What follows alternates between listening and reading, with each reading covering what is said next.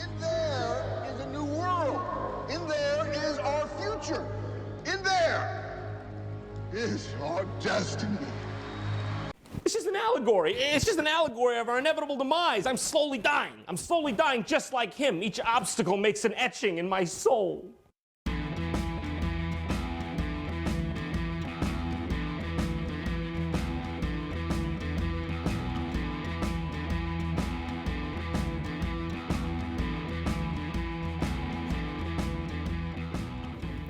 Hello there, everyone, and welcome to the Open Yawn, the podcast where we shall attempt to bore you with our opinion. I'm Wyatt. And I am Emmett. So, Emmett, Mm-hmm. this week's topic is Tron. It's Tron. It's Tron. It's Tron. I mean, you had to. I had to, yes. It was going to happen at some point. Uh-huh. But yeah, so, how'd we come about this? Just cause? Just because I was watching Tron Uprising on Disney Plus, Mm-hmm. and I was like, hey, part of me has always been morbidly curious about the original, but Good I've way to never put really it. had a real reason to watch it, so Now we do. Let's just say we're going to do a Tron breakdown. I really want to call this Tron the Good, the Bad, and the Ugly, but I don't want to call Legacy bad. Because Legacy's good, Uprising is really good, and boy is the original ugly. We'll get into that. Uh-huh. So, yeah, on this very special episode, we are going to dive right into the full history of the Tron franchise, which to me has kind of been like just the sad little orphan Oliver of sci-fi franchises. Like, Basically. no one really seems to know just exactly what to do with it. Like, it's just kind of hobbling about, like, please, sir, give me a home. Give me some fans. And, like, Yeah. it has its fans, but, like, not like, It's never quite broken into the mainstream. yeah, never quite. Like, always on the cusp, it seems like. But, yeah, we're gonna get right into that and, like, try to mull over our own opinions and the facts provided to try to discover some answers there on why Answers. Tron is. So yeah, might as well get right to it. So, Tron, the film Tron, It's a was- movie. is called a movie. Tron. Released by Disney in the year 1982, directed by Steven Lisberger, someone I'm not familiar with, starring Jeff Bridges, Bruce Boxleitner, David Warner, has an adequate 72% Rotten Tomatoes score, though many critics at the time described the plot as incoherent. It earned $26 million at the domestic box office, which adjusted for inflation would come to roughly $83 million, all on a $17 million budget, so was considered to be a moderate box office success, ranked 26th on the yearly chart for all films released in 1982, and has since achieved a cult status. So, Yeah. like you said, we as a whole had just kind of been avoiding this first Tron film because I felt like everything I had seen from it, I had seen enough. And I had barely seen anything. Like, as is with many older films, like if I put them off long enough, I just get to the point where I'm like, why bother? Is it really gonna be for me? But so toss this one right in. But yeah, as you said, now we had a reason, a good enough excuse. And since all of this is now just laid out before us on Disney Plus, like all you have to do is click that button. It's like, okay, Just reach out. so the film comes in at a theoretically breezy 96 minutes. Theoretically. Yeah. I would say it did not feel like Yeah, 6 minutes. It's funny comparing how much longer Legacy is, and like if you ask me which one felt longer, would have been the first one. Which is funny because those first few minutes were so crazy and fast-paced. Insane. Like I had no idea what drug trip I was on. That opening got me legit excited because I was anticipating to be bored out of my gourd, and that's not what those first 5 minutes were at all. Like when I note that the critics described it as incoherent, that like the very beginning is what I immediately think of, because like they don't give a flip about, okay, let's get you up to speed, let's make sure you know exactly what's going on. No, like things are just thrown at you. No one's properly introduced. Yeah, just chucked you, like it throws you into like 3 different scenes that are either just like jumping from one to another or kind of intercut with each other, and like there's no establishing scene. It's just, this is happening here and now, deal with it. But like other better movies, if they have like a rush, fast-paced opening, like they'll find a clever way to like do some character introductions and like have enough style to it to like get a real energy going for it. Yeah. And yeah, I was just kind of leaning back in awe. But yeah, sadly, then it slows down a bit, and then that's where we got what I was expecting, just a painfully generic and dull kind of Star Wars knockoff, trying to be that next groundbreaking sci-fi feature. I guess let's get into that for a second. So, like, I will give it credit where it's due. This film is groundbreaking. Yeah, like watching it, I could see how this was the stepping stones to what we have nowadays. It had the most extensive CGI work at that date put the film. So yeah, and again in 82, like thinking like Toy Story wasn't released till 96. Ooh. Like that's a long ways away, man. But yeah, another aspect where my opinions going in did not change. Those effects are rough. They're really rough. Like, I know some people try to defend them because of their groundbreaking nature, but like when I think back to something like Toy Story, like that animation is also quite dated, but like I still find a lot of things to admire by it. Like the staging and overall lighting actually holds up really, really well, and like the actual like character animation is just a joy to behold, whether intentional or not. Yeah. And like there wasn't any of that kind of charm here. Like it all felt lifeless. Yeah, that's the biggest thing. Even though it was very slow, like it was still rushed to where in the middle of it, I didn't feel like I cared about anyone. It's just like, okay, this is happening. None of the characters popped out at you? Oh boy, the character work. Is non-existent putting it too lightly? I feel like it, yeah. In terms of character development. And like in the beginning, they were almost there. Like they were trying to establish the main 3 characters. And Jeff Bridges and the Jeffy noises he makes do not count as character traits. Yeah, they were entertaining.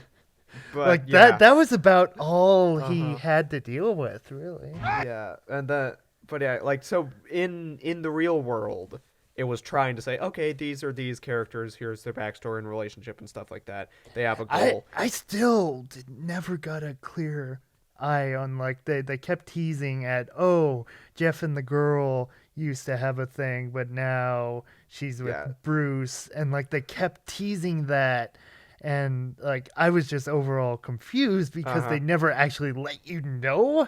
And now I'm not saying it was done well, but I'm saying they were trying to do something to establish the characters. Once he gets sucked into the computer world, it's like, what the heck is this? Nothing is. There's nothing.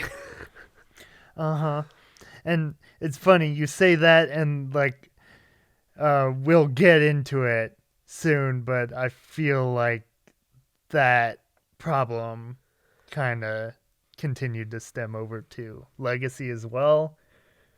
Yeah. But yeah, we'll get to that when we get like there. it. Yeah, and there's some thoughts that entail more of like some of the lore set up by both movies. So I'll probably get more into that when we get into the general discussion. Yeah. But yeah, I feel like there should be more room for connecting it to the real world.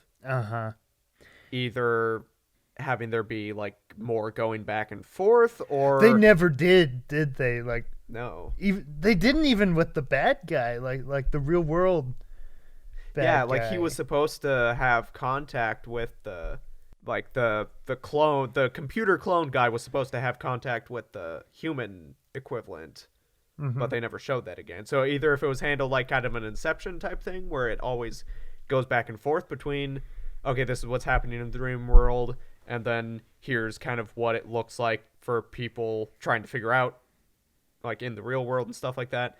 Or like I'm trying to figure out what something like Wizard of Oz does differently to establish why you care about her and her family and stuff like that. And then so it, even though that's a situation where she gets sucked into a fantasy world and it stays in the fantasy world the entire time, but you actually care and you want her to get back to the real world, and you know the stakes. You have Anti-M. There's no real Anti-M in any Tron movies. Oh, you saved me. I just about said Aunt May. Aunt May? Is that an angel? Yeah, Jeffy Jeff did not have his Anti-M. Yeah. That heartfelt character to latch onto, and he just needs to get reunited with all of his loving family, like a girl and friend. Arcade people. Yeah. Oh man. Like at the very least, like have a like, it's a Disney movie. I'm kind of surprised they didn't have like a couple of arcade kids like, oh golly, Flynn, you're just the best. Oh man. It's like, oh no, I have to get back home to help little Billy. And yeah, or in the inverse, if it was supposed to be setting up that then he became obsessed with experimenting with the computer world, then establish a reason for like the real life not to be interesting to him, so that then when he goes into the computer then world, he misses he's like, wow, it, yeah.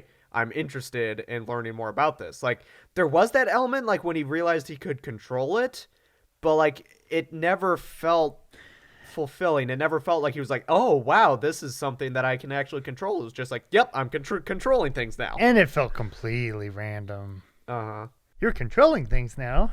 I'm controlling things now.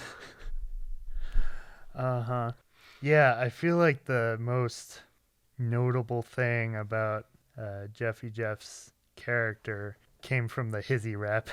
Basically. Just, F to the L to the Y, N, computer hacker, baby, yo, I'm gonna get in. like, I mean, that sums him up in a nutshell. Basically, yeah.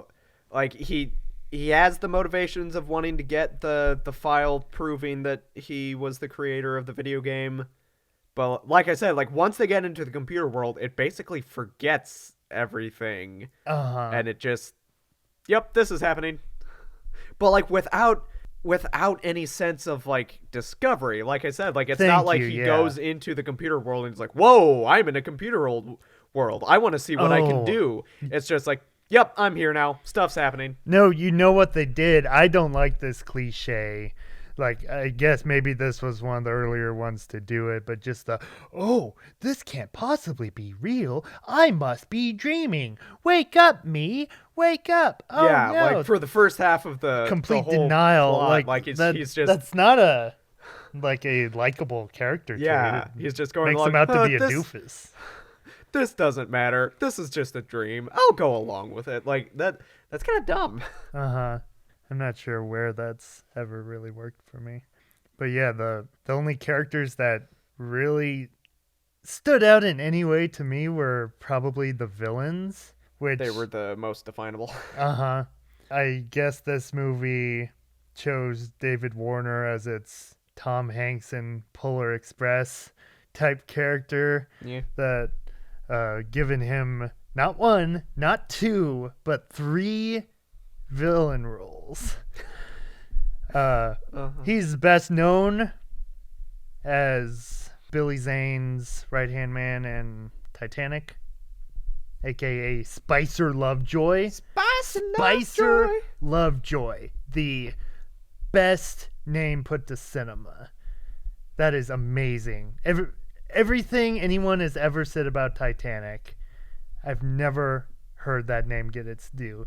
But for me, my favorite role of his is in Freakazoid, which we only semi-recently Delved into. checked out, and that is very entertaining. But him as the Lobe slowly became one of my favorite animated villains, just period. He is really funny and gets a lot to do in that. And here, like, he plays 2 basically identical villains, just one in the real world, one in the computer world, and then an evil AI takeover plot. Yippee!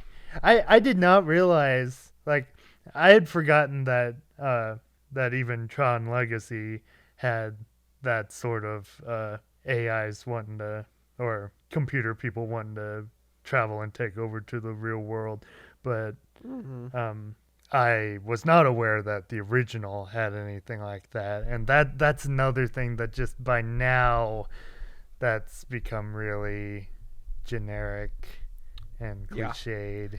Oh, you're gonna have a robot? Then yep, it's either going to have to discover what morality is, or it's going to have to take over the world because humans suck. And that led to some of the jankiest effects in the movie too. Oof. Me no like Laserface. Yeah, let's just call him Laserface. That's what he is. But yeah, so at the time it was considered to be a major snub from the best visual effects category at that year's Oscars, because the extensive CGI work was considered a cheat. A cheat.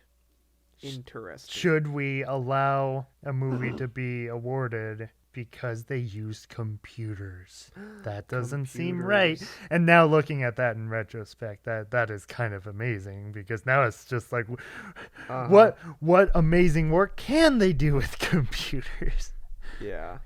And yeah, like hearing like from the Corridor crew of like how much work went into it, like even though it's easy for me to think like, oh, that looks bad, but Very easy for me. I should remind myself that that took a lot of work and experimentation, so but it wasn't really an easy thing to do. Oscars. But for me, looking back at that year, E.T. won effects that year, and Blade Runner was nominated. Those practical effects still hold up today. Like, if I'm going to watch E.T., I need to track down the original version. That, ironically, the special edition that throws in a new and improved CGI E.T., that looks horrible.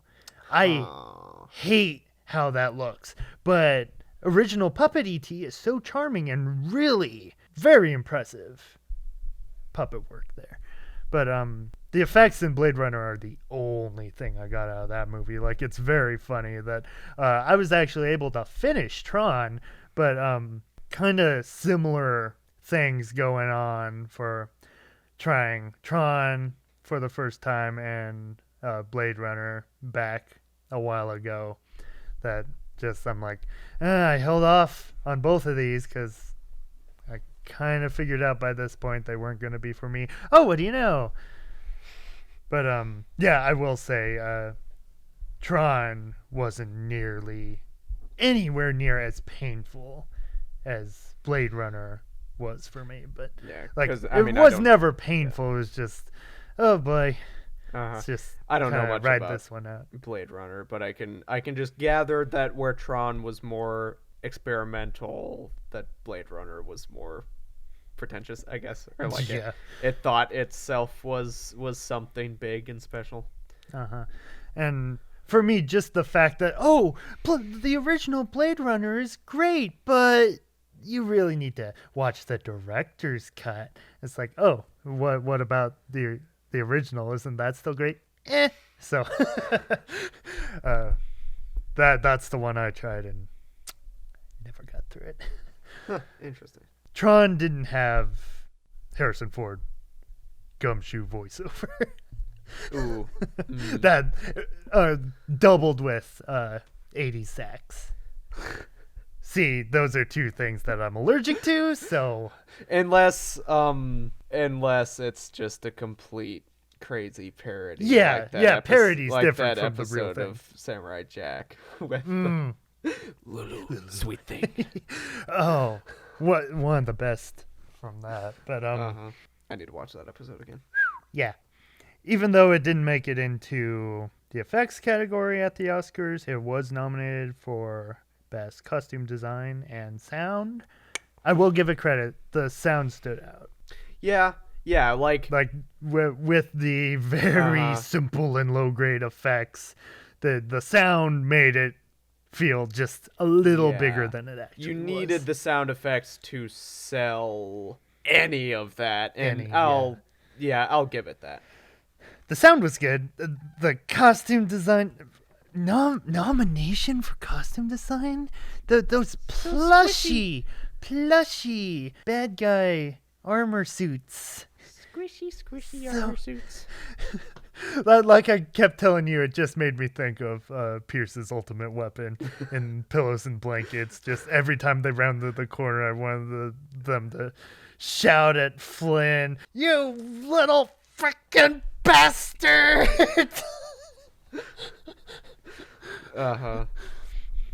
Roger Ebert of the Chicago Sun-Times gave the film 4 out of 4 stars and described it as a dazzling movie from Disney, in which computers have been used to make themselves romantic and glamorous. Here's a technological sound and light show that is sensational and brainy, stylish and fun. However, near the end of his review, he noted in a positive tone, this is an almost wholly technological movie. Although it's populated by actors who are engaging, it's not really a movie about human nature. Yeah. Like, good for him, I Yeah. guess. And I mean, have seeing some- this for the yeah. first time in the 80s is a lot different from seeing it in the year 2021. That's the what was that word you kept? Clencher. That's the clencher. And I haven't used sense, mind you. And I have some. I'll get into more things kind of relating to that than when we open it up to general discussion. But yeah. Okay. Gene Siskel of the Chicago Tribune also awarded 4 out of 4 stars, calling it a trip and a terrifically entertaining one at that. It's a dazzler that opens up our minds to our new tools, all in a traditional film narrative. So are Siskel and the Ebert Rob Lowe now? Because the way you're talking really makes me think That is of Chris literally Traeger. the most amazing thing I've ever seen. No, you're not wrong. Yeah, that's about all I've got to say on that. Any other OG Tron thoughts before we Tron thoughts? move on? Yeah, probably not purely OG thoughts. Okay. I'll have some comparisons to make. Sure. Yeah, we can move on. Okay. So, let me do the math real quick. 28 years 28 later, years later. 2010, Tron Legacy is released in the December tentpole sweet spot. Tentpole. That's helped out films in the past like Avatar and the Lord of the Rings trilogy. December legs. Titanic, yeah. Those December multipliers get the holiday audience looking for a thrill. Directed by first-time director Joseph Kosinski, starring Really? Garrett Hedlund, Olivia Wilde, Bruce Boxleitner, Michael Sheen, and Jeff Bridges. ×2. Sits at 51% on Rotten Tomatoes. Critics gave it praise for its visual style and production design. Mm-hmm. It earned $172 million domestic.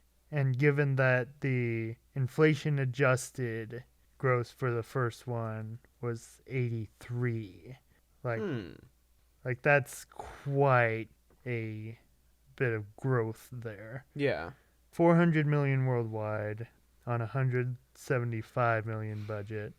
Its 172 domestic would be around 200 million adjusted today. So was deemed to be a moderate box office success. Ranked number 12 domestically for the year. And has since achieved a cult status. That's nice. This is going to be a theme. Uh-huh. Yeah, Joseph Kosinski's first film after previously working on CGI-related commercials, including ads for Gears of War and Halo. Interesting.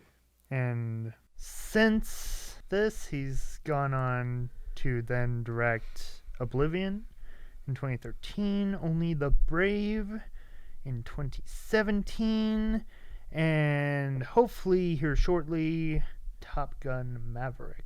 Oh, he's directing that. Okay. Yeah. And possibly also in the same year, he's got a Netflix movie with Chris Hemsworth and Miles Teller, I think. I forgot to put that in my notes. Okay. Okay. So, Tron Legacy. Yeah. Let's see. We saw this in the theater. Yes. And then several times since. Yeah. How many times do you think you had gotten around to it before this? Time? A handful at least? A handful. Half a dozen maybe? Yeah, like I was thinking like 5 or so. Because, yeah, I've always kind of had a soft spot for it. It's one that I like to watch every now and then. It had been a hot second since I had gotten around to rewatching it. And now looking at it again, the visual style of this is second to none. Yeah. To this day, this movie still looks amazing.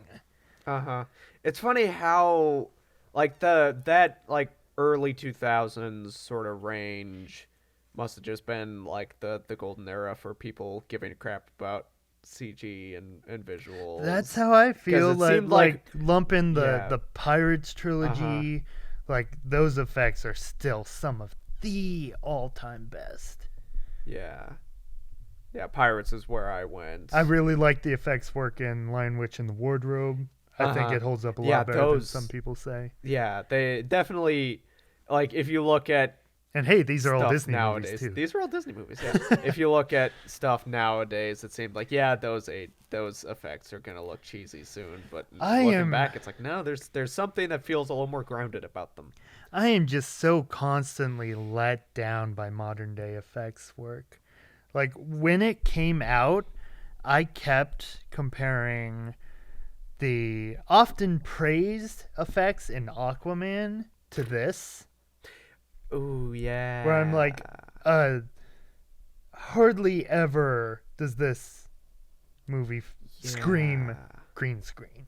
Yeah, I never even thought about like I knew that it all had to be CG, which would equate to most of it being green screened. Mm-hmm. But yeah, I never thought that yes, these are actors on a green screen. It But is it would pretty have to be. convincing. Yeah. Not all effects are great. We'll get to that in a sec.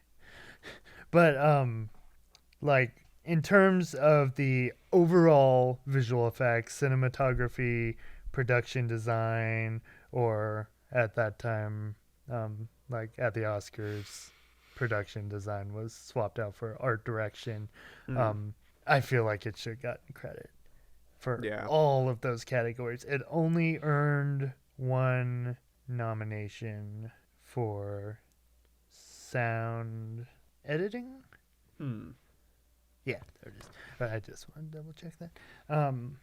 And where some might argue, well, it's not an awards picture. It was never going to get nominations just because of its blockbuster nature. That year, Alice in Wonderland won 2 Oscars. It won costume design and it won art direction.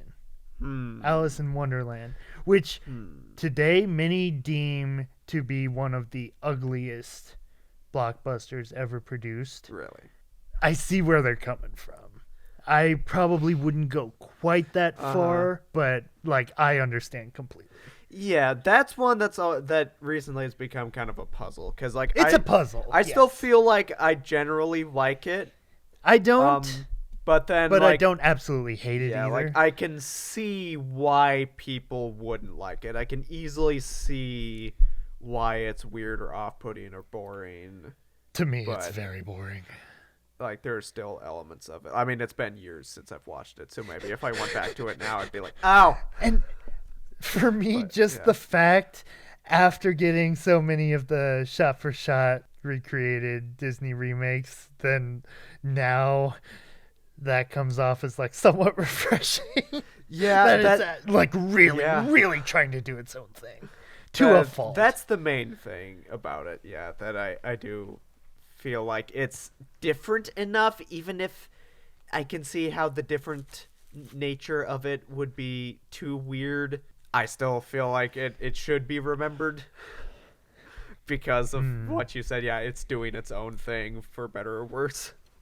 At the time, worldwide, Alice in Wonderland became the 5th highest grossing film ever made. And that same year, Disney had, before Tron Legacy in December, let's see, any more than 3? That year they had Prince of Persia in May and Sorcerer's Apprentice later on that summer. All 3 of those brought in underperforming box office revenue, whereas the more female-centric Alice in Wonderland just obliterated records. So then in later years going forward, you began to see kind of a trend of Disney steering away from trying to do the next Pirates of the Caribbean or such type. I never thought about that. Alice started centered, and started going to let's make as many girl-powered fantasy movies, our Nutcrackers, our Wrinkles in Time, all of our remakes, for better or worse. And like in 2012, like John Carter was the nail on the coffin. Where the problem is, when you make these movies, you give them the highest budget imaginable, so that they have to do obscene levels of success to even be considered. And then you don't make good movies. So that's the thing. Just make good movies. See, that's the thing for me. Jumping back to the original Tron for a sec. I didn't realize till a little later the story structure for that is a little similar to John Carter, isn't it? Yeah. And about as boring, too. Yeah. A guy mysteriously gets transported to another world, gets captured, doesn't know what's going on, is trying to get back to his world, gets put into some kind of game arena Uh-huh. at some point. It's kind of considered like a savior type figure. Uh-huh. And just as dull. Yeah. But yeah, like from scene 1 of Legacy, I had not quite realized how well directed this film is.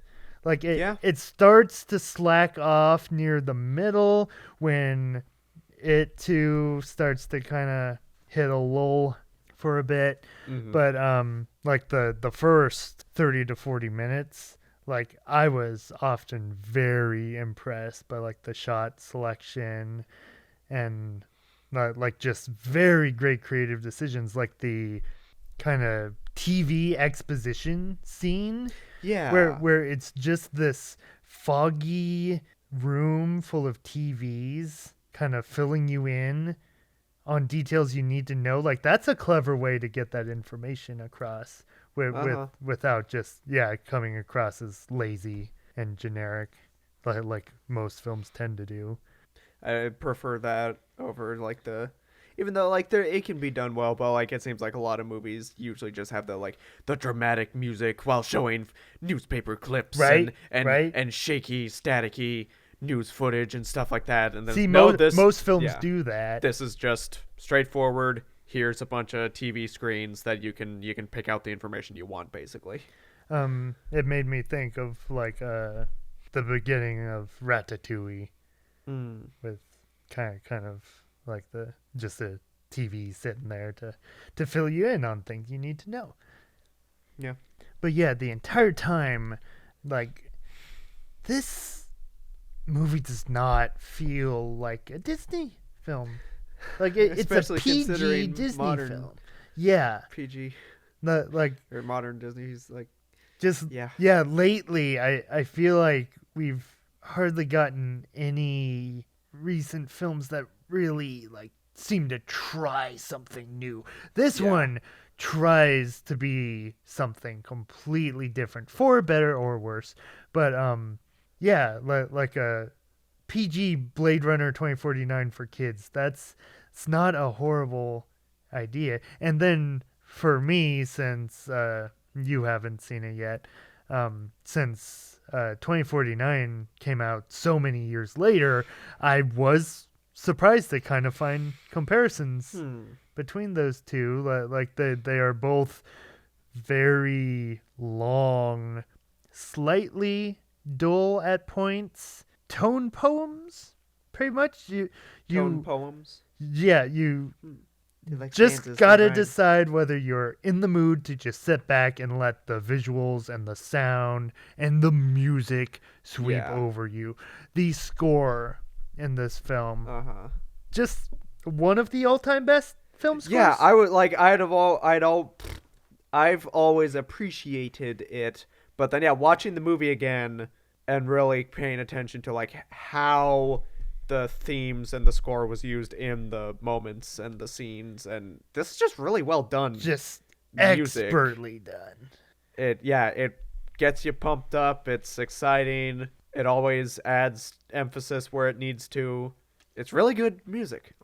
I can't decide which one I'm more peeved about, that this didn't get an effects nom or one for score. Yeah. Because the Academy does recognize kind of experimental techno scores because this year they gave the win to Social Network. Right. Which I get why everyone loves that score. At first, I kind of hated it, but upon more recent rewatches, I have come to admire it. I think it is a very interesting and unique score. This one just stands way apart for me. Like just in terms of like actual themes you can remember that stand out. But this was a very crowded year for score, like Inception and How to Train Your Dragon. Ooh. Like I wouldn't want this movie to knock them out. Yeah. Necessarily.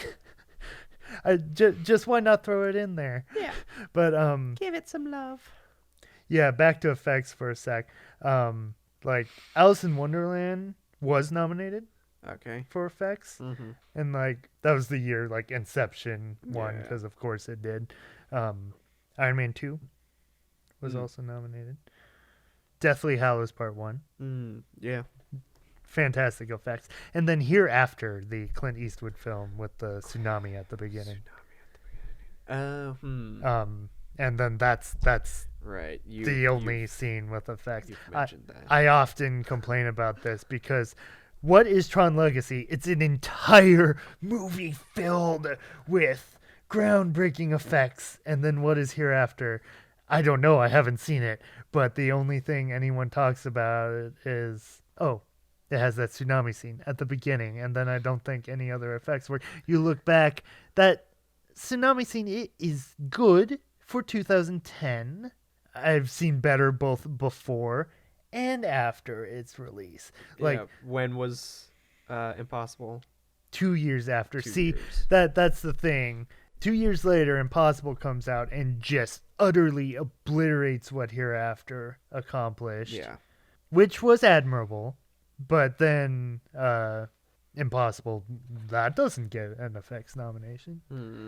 And like even like 4 years before, like the Poseidon ship Oh, that was flip a movie. scene, that like existed. that one still holds up.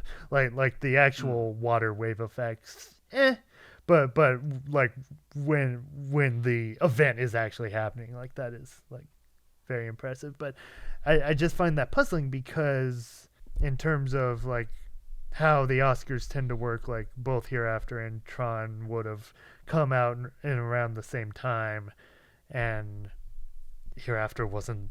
It has a lower score than Tron Legacy. Huh. Usually it's the other way around. They want to praise acclaimed movies. So yeah, that one always confused me. But the word is that like both infamous effects snubs, Tron Legacy and Pacific Rim, allegedly had very poor presentations at the Academy Awards Visual Effects Bake Off, where they kind of whittled down the nominees. Right. And that's weird because they both came from like very big and major effects studios. So like And both have I good don't know who effects. dropped the ball there. What was that? Both have very good effects. Amazing effects that should have been recognized. But so that's one possibility. Another possibility is that they got scared away by Jeff Bridges' face. Yeah. So let's get into that now because I'm sure some were probably wondering, when are we going to talk about it? Well, here it is. So they made the decision anytime, not just video game doppelganger Clue Jeff, but also young in real life Jeff is done, I believe, not motion capture, but just a fully CGI character, like recently young Willie from Gemini Man was like completely CGI and instead of motion capture Really? assisted, and you can tell because it's weird. It has this kind of weird lip movement. But oh man, like I get it. It's really not good, but like watching it again, like it just gave me the same effect that Belschnickel gives me. Like it's Just- kind of a warm and fuzzy Yeah, bad. right. I just look at him like, aren't you just adorable? I just want to grab your little cheeks and boop. Oh, just We're always on the same team.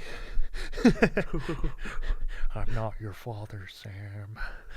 Right there is our future. There is our Destiny. There are some very fun Clue deliveries here. Jeff Bridges from Tron. Young Jeff Bridges from Tron Snow. What's that? What was the the title Pooh Grits. Was that what it was? The mad short. Those are great, aren't they? Uh-huh. Man, I need. It's hard to find those. It is recently. hard to find those. It's like with the Hizzy Tron rap. It's like, why does YouTube have to be a snoot and pull that so that you Stupid can only find snooty. the secondary re-uploads? Mm-hmm.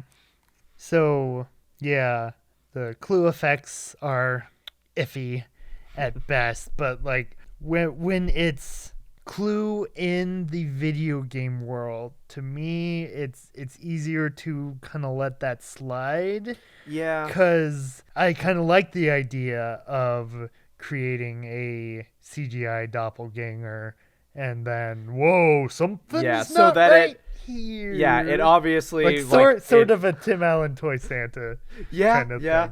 thing. He has a not plastic face that. and he has a rubber face and a plastic tushy. Yeah, Exactly. like that he obviously looks like life, but you can tell this isn't life.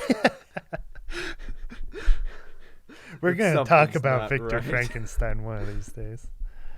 Where it doesn't work quite as well is when we've got flashbacks to 1980s Jeff, who looks exactly the same. Like, if you could do something clever, like if you realized, okay, these effects aren't going to be as good as we hoped, but let's try to put a little more effort into real life Jeff. Yeah. So then that looks more realistic, and then maybe people can let wonky video game Jeff slide. But oh man, yeah, that's where it just does not fit at all. This CGI face in a completely real environment. Yeah. Even as quick as it is, it's so funny. But the funniest is the flashback scene of him creating Clue, and so it's just young CGI Jeff talking to video game CGI Jeff. Hello, you're Clue. I'm Clue. I created you. You created me. Oh, yes. It's I just can't put my finger on it, but there's just something about you that I like. again perfect analogy. I will create the perfect system. Yeah, I can't remember any of the good quotes. But before we leave the subject of the effects, the action sequences, like the light cycle chases and the super disky disc things, which are thankfully not just frisbees. Yeah.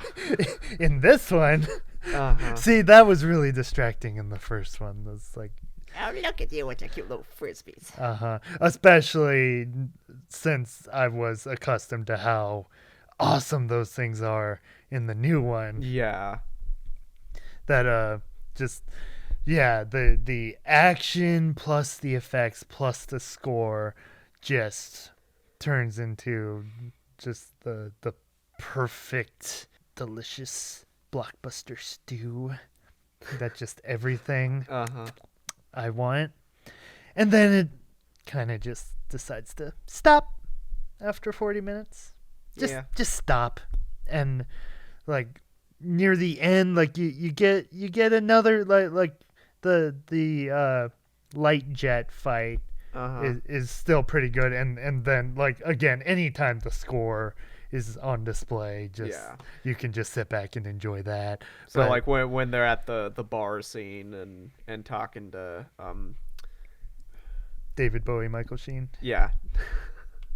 Then like when Jeffy Boy shows up and the score kicks in, then it's like, oh yeah, now it's exciting again. But then after that, then it's like, oh okay, now we're just gonna walk around and talk for a little more. What's funny about that scene, like when they're trying to escape his bar of doom and are plummeting in the elevator, that's when like one of the best score tracks kicks in. And it's really weird because you're just watching people fall in an elevator. Like, why isn't that track paired with a light cycle chase or something? Because it's amazing. like an amazing song. And so like ever since the first time, like, because I think that was the one that they used in all the trailers, so I was used to that before seeing it, and then being surprised, oh, that's where they used it.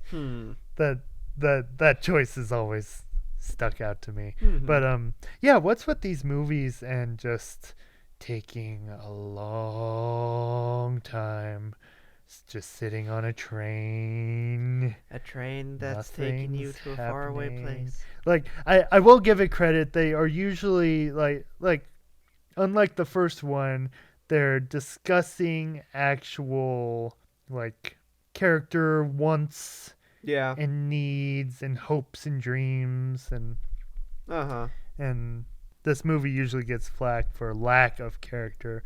I feel like the dialogue actually sheds a little more light into that than some may want to give it credit, but like Garrett Hedlund got a lot of poor notices when it first came out, just thinking he was like one of the most generic wooden leading men.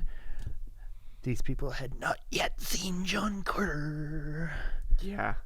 Living in a post-John Carter world, I know that's another one where it does also have a cult following, that people think it's much better than it gives, than the credit it's given. But like Garrett Hedlund isn't given as much to do as he should, but he does the best with what he is given. Yeah. He is an underrated actor that I'd like to see in more things. I think he's usually great in everything he's in. Yes, even Pan. In his own way, yeah. People give him such flack for Pan. Do you guys not realize what just a bat flip insane performance that is? I don't know what it is either. I really don't, but like, we're never going to get another performance like that in a movie like that. Yeah. Like, why? I don't know why, but why not just take it? Like, we have it. Why not just enjoy it? Yeah. It's there. That entire movie is insane. Yeah. Like, how can you guys hate on it so much when it's so crazy? Talking about Pan. Pan! Yeah, that's a very puzzle of a movie. Such where it's a puzzle. So weird. I feel like it had such like a mine of creativity. Ironically. Yeah, ironically. And then something weird happened where it's not a good I want to know movie, how much but studio meddling was put into there's that. so much crazy just concepts and ideas and scenes that are like, oh, okay, that's I couldn't interesting. possibly dare hate it because just what other movie gives us what that movie does. But yeah, I was gonna make a comment, and I thought it could segue from the idea that they both have train sequences. I think Disney did Star Wars before they did Star Wars, and except they did it right the first time. That they're watching it, I was surprised at how many nods and kind of like not recreations as much as just homages or like similar elements there were, whether it was visually or certain story beats or stuff like a that. curmudgeonly old savior / mentor that they need to talk into coming back. Yeah. Or like I was thinking of making a legacy sequel that pays homage to the previous one. Like Tron Legacy follows some similar beats as the original Tron without it just feeling like, oh, you just remade Tron, like with Force Awakens. They are not the same movie. Yeah, they are obviously not the same movie, but I was surprised at how many nods there were, and that made me think, like, okay, so you did that well here. Why couldn't you do that with something like Star Wars, where it was like, yeah, we're going to keep a lot of references and a lot of things that are similar, but many references. We're going to take it in a new direction. New? Yeah, because Someone has asked what is new. What did you tell them? What should I tell them? I told them I would ask. But yeah. And like the thing with nods or fan service or whatever, you don't want to draw too much of an emphasis on it. Because, again, I was surprised by how many callbacks there were in Tron Legacy.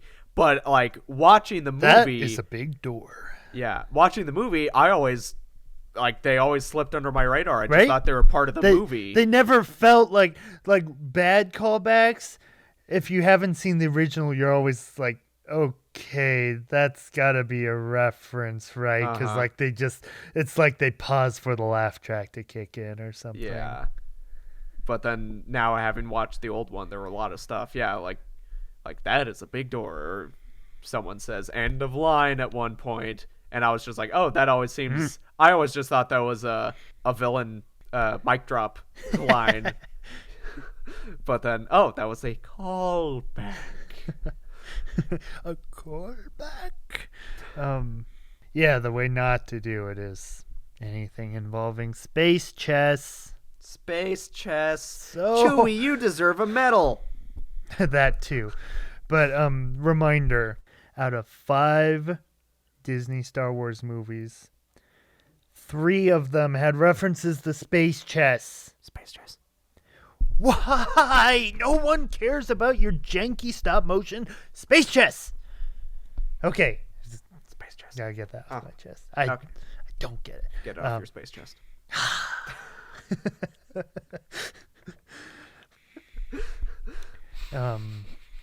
Let's see. Anything else we haven't touched on?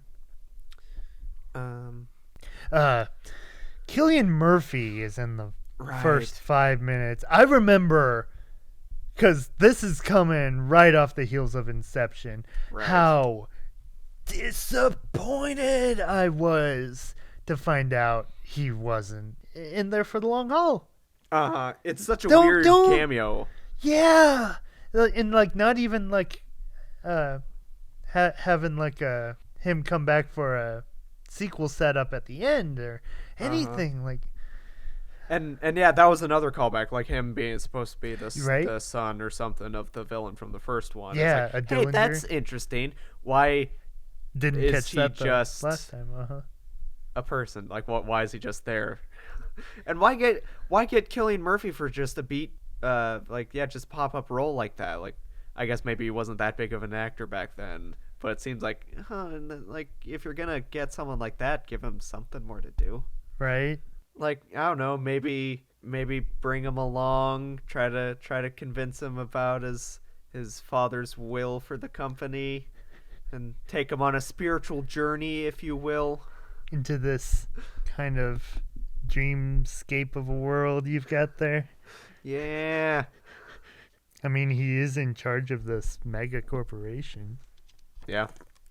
And then ironically, at the beginning, Sam kind of goes through some Batman-esque beats there, Yeah. too, with Cillian Murphy as your nemesis. A little funny. Yeah. I don't think Garrett Hedlund would make a horrible Batman. Yeah, like you made that comparison, and then like the gears started turning of like, that could work. Because, he's not given, like, a ton to do here, but in later roles, like, he has a very unique voice. Like, a very remarkably deep voice Yeah. that I think would lend itself very well to a Batman-type character that needs to have a trademark and recognizable voice to it.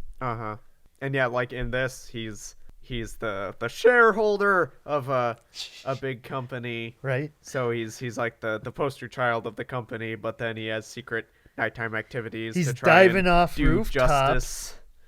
He's breaking with into spelunking places. equipment. Yeah, it basically is kind of setting up a sort of Batman type role. Like, the only time this movie felt like a Disney movie was the little bit with the dog video Yeah. when he swaps out the files at the beginning. I just feel like this movie needs to be given all the credit now that like Disney's almost such a joke that a brand new Disney movie, they're all the same. This movie is not the same. Yeah. This movie stands out as something extremely unique and different. Whether it entirely works or not, we need more movies like this. Yeah, like if this was to come out as a legacy sequel, I'd be like, hey, this is a good legacy sequel. Other legacy sequels, take note. Since it kind of jumped the gun, and so people weren't accustomed to like what to expect normally. Like this was before you got like real stinkers like Independence Day, Resurrection, Resistance, Insurrection? Resurgence. Just if we had already gotten a bunch of really lame and pointless sequels and then gotten something that stands out like this, I think it would have gotten at least a little more acclaim than it did. And maybe it will down the road. But yeah, the problem is whether anyone wants to look past the story issues, because again, the second half isn't nearly as strong as the first. What'll be really interesting is to compare what this one does with what the next one that they're planning does. Like if that one, we will get to that. That. Yes. Uh-huh. But yeah, probably last thing to note. I find it interesting out of all the films from Joseph Kosinski, since this was his very, very first. The only thing that kind of screams first-time inexperienced director is the script. Because, again, like, I was astounded how well the direction was. But, like, with each subsequent movie, his unique visual style that he brought here kind of dissipates. Like, Oblivion is kind of a halfway point between this and Only the Brave, which just, to me, looks like any other movie. Yeah. Like, it was a good movie, but it definitely felt more like, this is just a... Like, visually, it could have been directed by anyone. A straightforward drama, where Legacy is like, no, this is a large-scale epic of a not quite epic sci-fi movie. And then, since they're both 80s movies that I couldn't give two flips about, but I didn't mind this sequel, so that's why I was optimistically looking forward to Top Gun Maverick.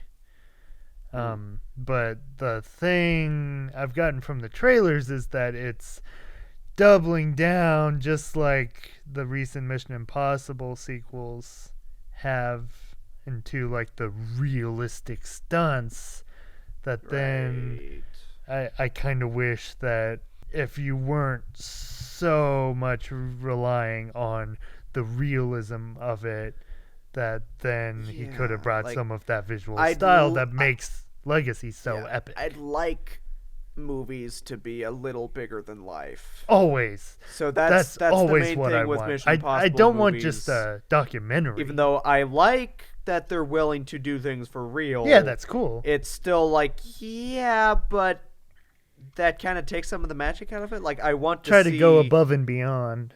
Extraordinary feats. And so I guess they are still extraordinary feats, but it's just kind of like, yep, we did this. Now let's move on. Like, oh, he's hanging onto the side of a plane. What does that mean for the story? No, it's just the opening scene. Oh, okay. Right. Okay, so 3 years later, Disney XD premiered a brand new TV show iteration of the Tron universe, Tron Uprising. Yeah. Starring a packed cast. Yeah, a surprisingly packed cast for just a little animated show that didn't really go anywhere, sadly. Some of the standouts being, for one, Elijah Wood, Bruce Boxleitner returning once again, Mandy Moore, Lance Hendrickson, Paul Rubens, Aaron Paul, and common voice actor Fred Tatascore doing an eerily accurate Jeff Bridges. Yeah, it's really good. Really good. Man, only for a little tiniest bit. That, yeah, like, I was surprised how little Jeff Bridges there was. That there weren't at least a couple more flashbacks. I wanted more. Yeah, I just really want more. The show reminds me a lot of Clone Wars, to be honest, where it takes the previously established world and then just shows you more. Right? So much more. Yeah, one of the greatest aspects of this show is how, like, before, I was always kind of like, what's so great about the world of Tron? Like, even though the visuals of Legacy are great, like there's killer frisbees, there's light cycles, there's other light vehicles. That it? No, this show opens up a whole new world of possibilities. Like, what all do we got? We got like killer light hands that the villain has. I love that. Like it, and that's the kind of thing that would only work in a cartoon. If they tried to do that in live action, it could be so cheesy so fast. Just hands that shoot off his body like the light trails and can just bounce off willy-nilly, kind of Anne Hathaway witches-esque. But better, so much better. Yes. Yeah, like thinking of we just did our villain podcast, and like we were focusing always on movie villains, but then thinking of like there are more TV than a show few great villains. show villains, yeah. Yeah, like it'd be hard to do a list, but I do feel like Tesla. Well, Lance Hendrickson as Tesla is a very strong villain. Yeah, works very well and is very legitimately intimidating. And like in theory, fairly simple. Yeah. But like in Immortan Joe, you can go simple, and if you just lean into the aspects that you need to make a compelling villain, then it can work. But what other neat new trinkets and toys?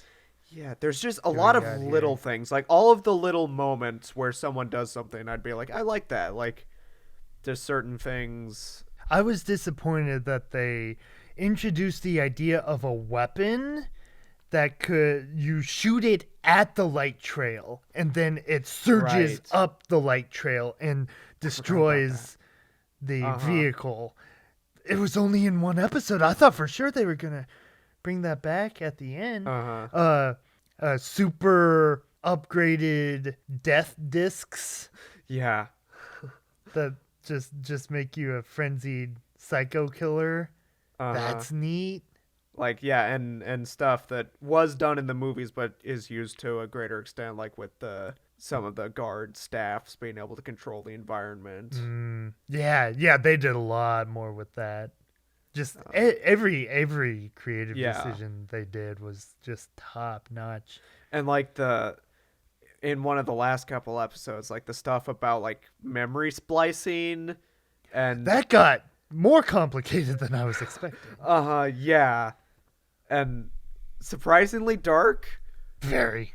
For a kid's show, but I liked it. Like, I was eating that stuff up. Like, this is great. It wasn't what I was expecting from more, the fairly straightforward world of Tron. Yeah, I want more animated stuff to take itself seriously. Like, whether it's Clone Wars or Samurai Jack or now Tron Uprising.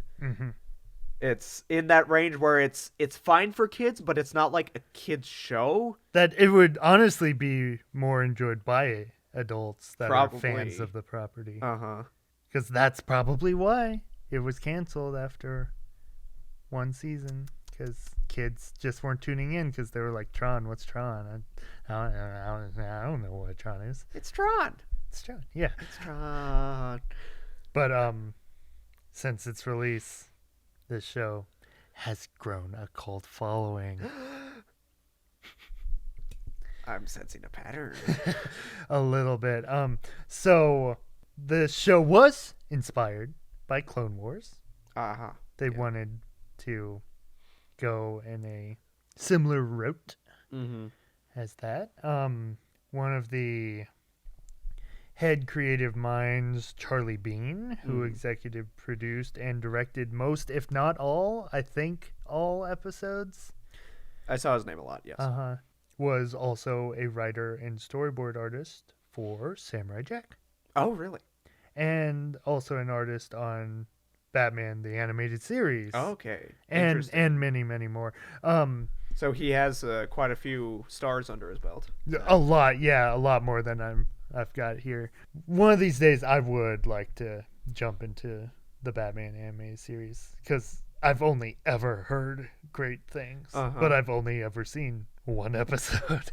It was a good episode. I liked it, but I just haven't gotten around to watching more. I guess just if the time ever comes to delve into the Bomax. The Boba. Like I can't shell out money for all these services, right? Yeah, but I mean, I'm not spending it on movies anymore, obviously. No. So if I'm getting a lot more than just one movie for the average price of going to a movie, I don't know. It's not the worst thing, I guess. But there's another show that, like, it was made in theory for children, but now who are the ones that are most likely going to enjoy it? The adult fans. Yeah. But yeah, this show's basically just Cyber Zorro. Yeah, basically. Or like kind of not quite, but it has some Robin Hood vibes, like with Tesla. I was thinking like that. That too. He really seems like the best Clue, equivalent of a sheriff of Nottingham situation. With Clue being the Prince John. Yeah. That you barely see, but you just know he's out there keeping watch. But yeah, with Elijah Wood's Beck being the protege for Tron. Now, see what's happening here? See what just happened, Emmett? They gave Tron a character? The third entry in the Tron universe. And I just now brought up the character of Tron. Yeah. Because there's nothing to say about him in the other two movies. Honestly, no. Nothing at all. Like, yeah. I understand. It's a cool name. I like saying Tron. But why was the first film called Tron? What? I guess Flynn was... Why not name Flynn Tron? Then? Yeah. Yeah, it's... Like, why isn't Flynn Tron? Why didn't you switch things around so people just called him Tron? Yeah. Like, but yeah, those were my thoughts. And then Legacy, like, there's absolutely nothing. Like, he like we've mentioned previously, other characters, he's like a Boba Fett or a Darth Maul, basically, where very Boba Fett, where like he's there. And like they build him up as, oh, he's so intimidating, but he doesn't say anything.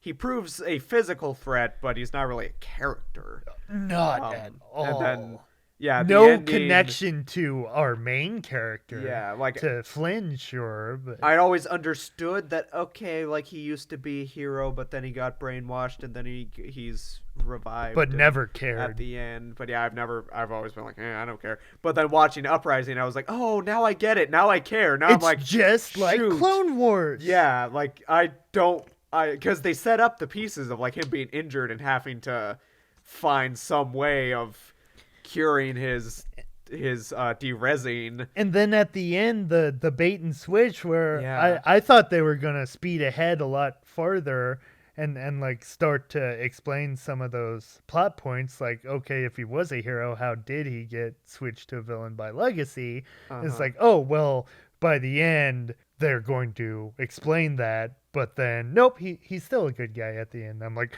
okay, cool, awesome, okay, next season. Oh. Yeah. At the end of this show, I was so psyched, because the thing was, I had like just a vague expectation that like they were going to wrap up at least some storylines, like they were going to at least defeat Tesla, and then Clue was going to come in, and then he was going to be the bigger threat, or like I was either predicting, Paige or Pavel, his Starscream done right. Oh man, we'll get back to Paul Rubens as Pavel, but that one of those would step in Tesla's place, and then Clue would have to come in at the end to kind of rein them in. But like they're still there, like, so you still have those characters to dethrone. But then they set up, okay, now in the next season, Clue is gonna come in and he is gonna be a bigger threat as well. And then you've got all this setup that like, oh man, this is gonna be epic. Like it's gonna just be a like full blown. Yeah, the last couple episodes are pretty intense. Oh great, yeah. Yeah, exactly. I was watching it and like I had so many things that like I was hoping that maybe they would like because I knew it was a show that got canceled, so I wasn't expecting them to wrap up too much. But then everything that they did, I'm glad that they didn't wrap up too much, just because I liked the setup, but then it's not setting up for anything because it got canceled. So I'm like, no, bring it back. And like for a second season, then they alluded to the fact that Aaron Paul's character, Cyrus, that he was still around. Yeah. And he was he's only in like 3 of the 19 episodes. And really only 2 of those getting a spotlight. Right? Yeah, really only in 2 episodes. I thought he was great. Yeah, he was a very interesting villain. Like I've seen storylines like that where like, oh, the guy that hires the main guy as a mentor or as a protege then had another protege that went evil. Like that's a familiar concept, but done really interestingly. And Aaron Paul has such a good voice that when you give it kind of the cyber crackling sound, that like it's a little broken and that he's really good at doing that. Just if you're gonna have a villain that's monologuing, because his first episode is basically just explaining and monologuing things, and one of the more unique end of the world devices I've seen. Like I'm like, okay, this is kind of popping in out of nowhere, but like it's so crazy, I'm just going along with it. Yeah, but yeah, it pulls it off pretty well. But he's a good actor, and that translates well to voice work, and the character design works well to just kind of give you that like, what's going on with this guy? And then again, we never got the full explanation for him either. Yeah, that would probably be more fully explained in the next season. But it reminded me a little bit of like some of what we were saying with Fat Man, where it's like, oh, we want more. It doesn't really explain a whole lot, but then that's also part of the reason why I love it. What we got was still great, so it almost doesn't matter. So yeah, before I forget, I just want to give a shout out to Paul Rubens as Pavel. That one of the best bad guy underlings I've seen in a little bit. Like every episode, he just kept getting more and more entertaining. Like near the end, he gets like some great lines that. Yeah. In light of recent unrest, this repair facility is now under military control. Welcome to my house of pain. I'll be in my office. So see, he does that so well. Crazy. Like it is really hammy and over the top, but so much fun. Like they know it is. Yeah. When he uses the evil power disc and goes completely crazy, that's some of the best stuff. Now I'm faster and stronger. I'm indestructible. But like the action in this show is so fantastic. Almost every single episode has like either one or more standout set pieces. And like towards the end, like just the sense of scale they had with like the big like Clue ship, the yellow ship, that I felt like especially in animated shows outside of Clone Wars, that you never get like that giant sense of scale. Just from like, TV, especially a Disney show. A Disney show. And again, thinking of like taking familiar ideas, like with the train episode, that's all about just runaway train, people are trapped, we need to either stop the train or get them to safety or stuff like that. But there was quite a bit going on. Yeah, there was quite a bit going on, like, and with the characters too, that I really like the dynamic between Beck and Paige. That surprised me. That did not go where I was expecting. Yeah, it didn't. Which it was part of one of those things where it's like I felt like they were really they were leaving it open ended to set it up for a sequel, or next season. But yeah, I really liked the twists and turns of that relationship, and then with the train episode, even though we've seen stop the train action before, I felt like this all the time gave it a different style or different vibe, or just presented it in such a big scale way and there were certain shots. Oh, what was it? There was one shot that I know I rewound it to rewatch it. Now I can't remember what it was. Episode? Yeah, I think like is there a part where like I forgot what happened. Like I want to say, was there an escape pod that people got into, but then like there's a bunch of moving parts where like the main guy wasn't able to get to the escape pod, so then he like fell into danger, but then when the escape pod ejected, it got hit by something, and so like there's one shot where like a bunch of things happened at once. Did I miss that? It was like a crazy like three things kind of like fly at each other, and the escape pod just gets wiped out. And then Beck barely survives, and I was like, "Whoa! I need to rewind that." I can't remember what exactly happens, but it was. I just watched that cool. episode. Because I watched. My cat's distracting me. Probably. I watched the show a little while ago, and then you just finished it recently. So I kind of rushed it to the end for this. Here in my notes, I have Aaron Paul is a psychotic anti-Tron / Tai Lung.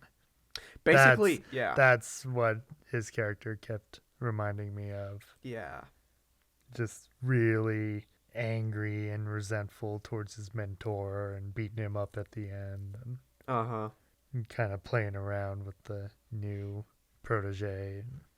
So, at first, I was surprised that very pleasantly surprised that they incorporate the same style of score for this as Legacy. Like they bring in a lot of stuff that Legacy kind of set up. It never pops as much, but it's a show, so that's to be expected. But it feels as familiar as it did in that. But the composer Joseph Trapanese actually arranged and orchestrated the score for Legacy. Yeah, I think I didn't catch that he did the score for Uprising, but I had known that since which maybe you were leading into this, but like I think when I saw that he did the score for Only the Brave, he's worked on all the rest of Joe Kosinski's movies. Saw that since like Oblivion and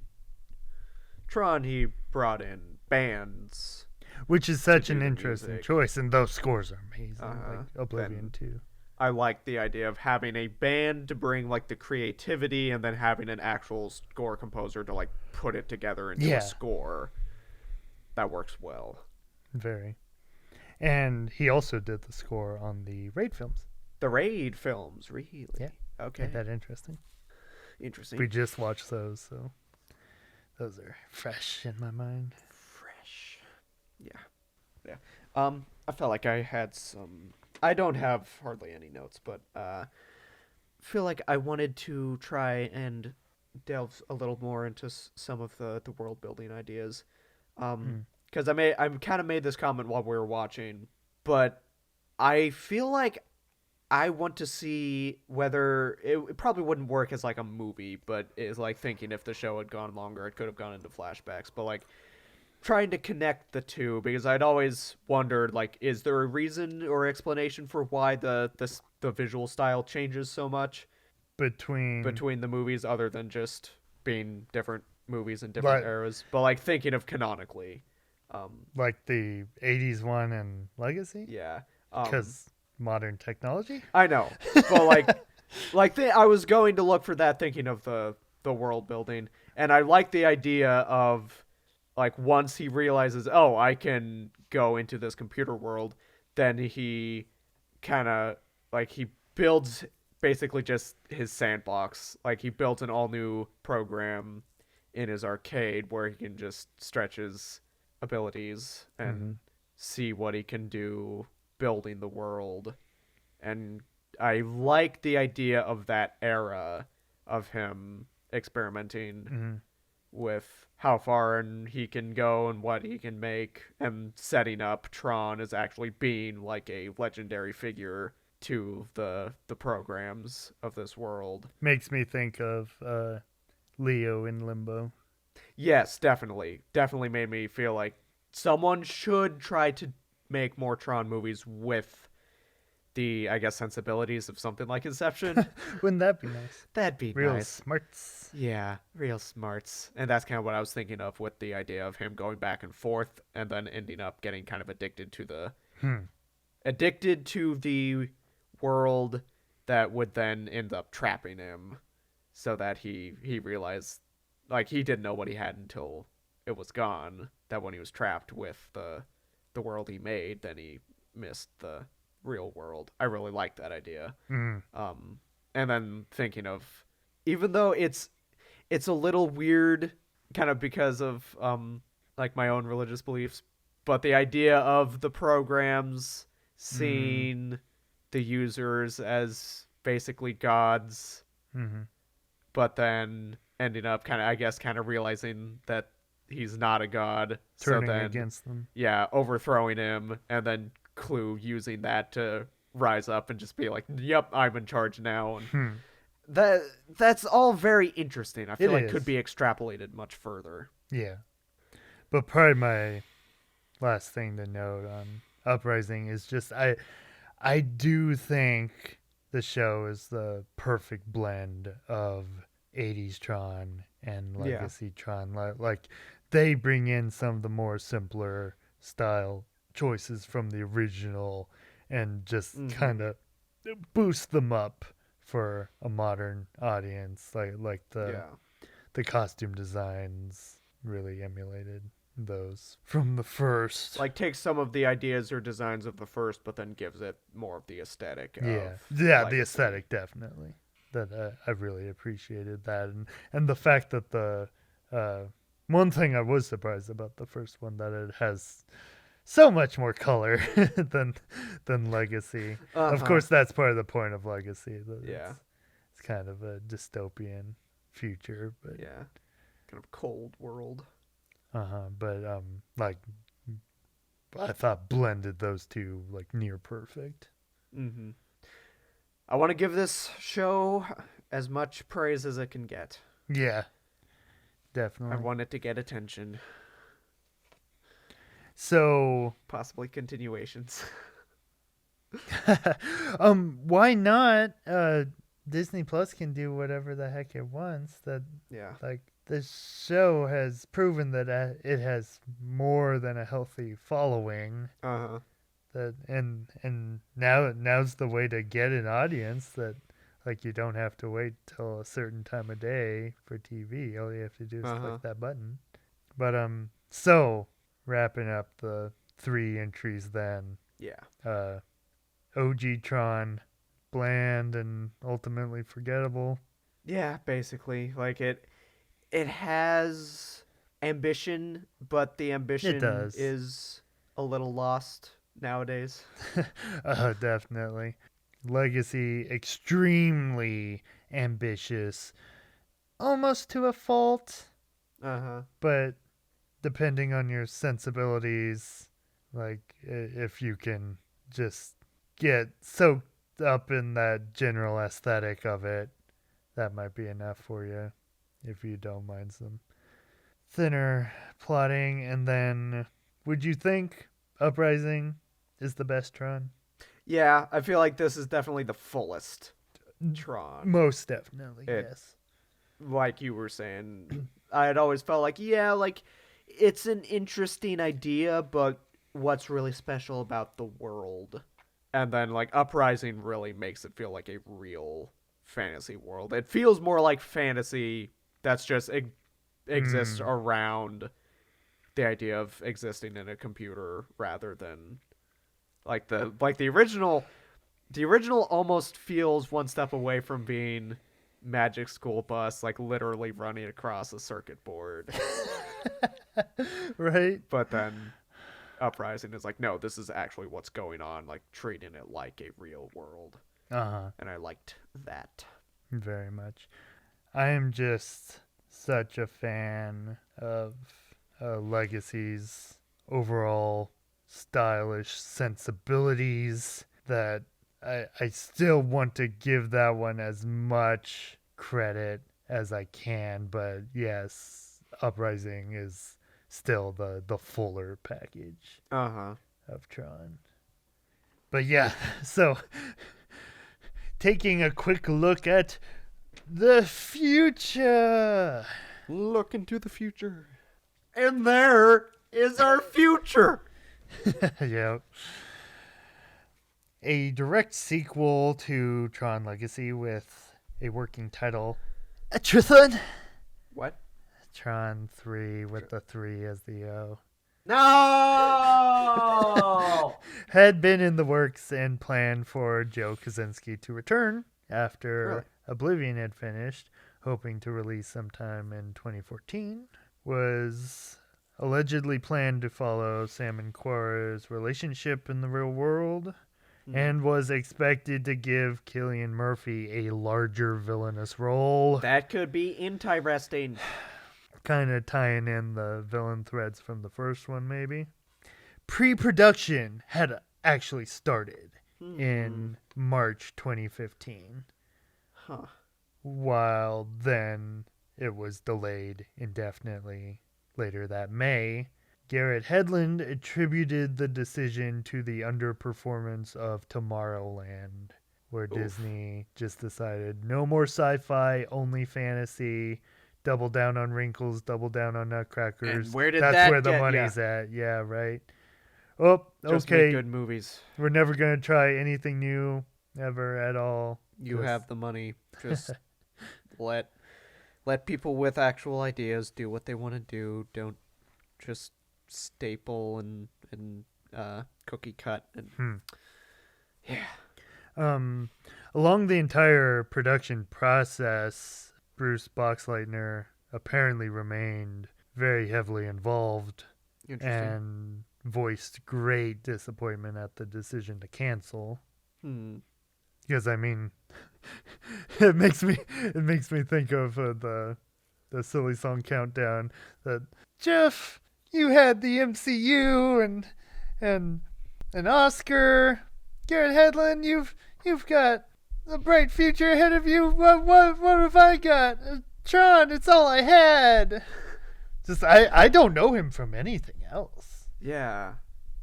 But I quite enjoyed his voice work in Tron. Yeah, again, like they gave him something to do, and I was like, yes, you. Because he never stood out. They never let him stand out in the others. But then, after many previous rumors of false starts, it was announced this past August 2020 that Jared Leto would star and produce Tron Ares. Tron Ares? The title. Huh. Tron Ares, starring Leto, apparently, as a character named Ares. What fun. From the director of the Best Picture nominee Lion? Did you watch Lion? No, I didn't. I watched Lion. It was a fine little movie. Like with all the Oscar buzz surrounding it, I was like, oh, Best Picture, okay. Like I thought it was good. I didn't think much about it later on, but you don't watch it and instantly think, oh, that person should do Tron. the people they choose that, oh, you did this smaller kind of indie film, okay, blockbuster. Like, I'm always like, okay. Sometimes it really works out, a lot of times it doesn't. So, like, nothing against him, but I'm just like, okay. Like, I mean, they gave Tron Legacy to just a first timer, but like, he still had like extensive CGI experience and like sci-fi CGI experience. Yeah, that's the thing. Like, Lion wasn't exactly sci-fi. Yeah. But so yeah, I'll just get it out there. I've never gotten Leto. I've never like, does he actually have a fan base? Like, what know. Like, yeah.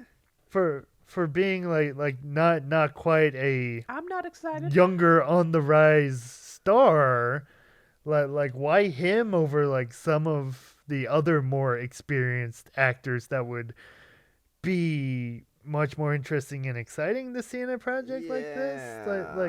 Like Tron : Morbius. I'm not like, but between this and Morbius, I'm like, what? Where's all this Leto love coming from? Yeah. Like, I think most tend to agree. Sort of a weird dude. Uh-huh. But like someone like Tom Hardy like showing up in Blockbuster after Blockbuster, for better or worse, like, I get it. Uh-huh. But like, just he seemed to be like strictly on like the indie drama scene and like weirder creative choices, and then like after Suicide Squad, where no one really liked him in that, like, again, like, maybe not all credit for those decisions should be put on him. Yeah, apparently, but because you can't really. I mean, he was weird. Oh yeah, thank you for bringing that up. That's why I don't like him. I hear about all the crap he pulled on set to just get into the mind of the Joker. I don't, like, everyone else has gone into it plenty at the time. I don't even want to talk about it. It's disgusting. Yeah, it's so that's why I'm like, why not find someone else who's at least a little more mentally stable? What's he gonna do with Morbius? Eat bats? Right? What kind of sick, messed up stuff is he gonna do to bats? Leave the bats alone, guy. But yeah, I'm not really excited. Like those aren't really the types of names to put on a project like that to really get me. Ooh, okay, what does that mean? So, like, since it's been so long, 11 years now since Legacy, I'm like, wow. Do everything you can in the TV realm, but maybe you should let any film potential just peter out.